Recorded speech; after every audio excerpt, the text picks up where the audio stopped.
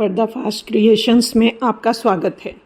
अभी तक आपने जाना कि मैं एक नपुंसक हूँ। मेरा एक्सीडेंट हो गया है। मेरे पास मेरी पत्नी, उसकी बहन और मेरा भाई है। मेरी पत्नी को मेरे भाई से 2 बेटियाँ हैं, जिससे मेरी भाभी और उनके बच्चे अनजान हैं। अब मेरी पत्नी खुलेआम मेरे भाई के साथ रहने का षड्यंत्र रचने लगी है। और अब आगे और कर्म लौट आए भाग 2। लेकिन इस बात के लिए मेरी भाभी तैयार न हुई।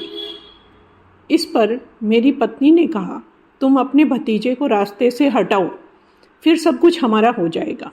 मेरी पत्नी की बहन भी इस काम में हमारे साथ मिल गई। वह भी पैसों के लिए मेरे भाई की रातें रंगीन किया करती थी। हमने एक मासूम की जान ले ली।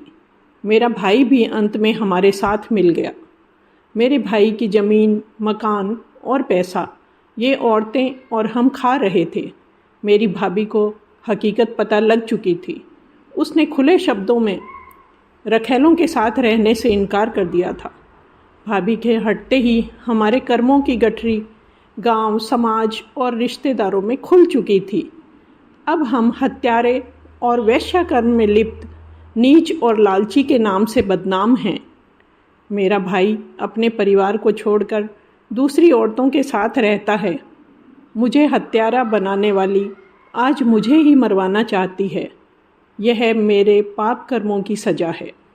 दोनों बहनें मेरे भाई का इंतज़ार करने लगी हैं शायद।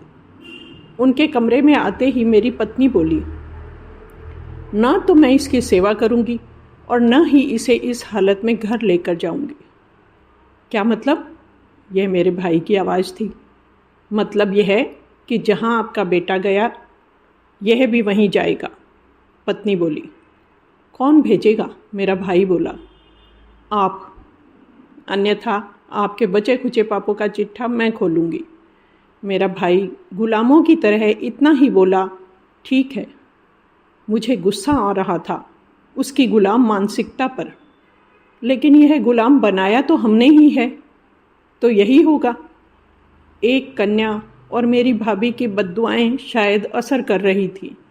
मैंने जो काम धोखे से करवाया वह मेरा भाई बिना लाग लपेट के कर देगा और मैं अपनी मौत का इंतज़ार करूँगा। मेरे कर्म लौट कर आए हैं। मैं भगवान को क्या मुँह दिखाऊँगा? दिखा तो ये भी नहीं पाएंगे, न मेरी माँ, न भाई और न पत्नी।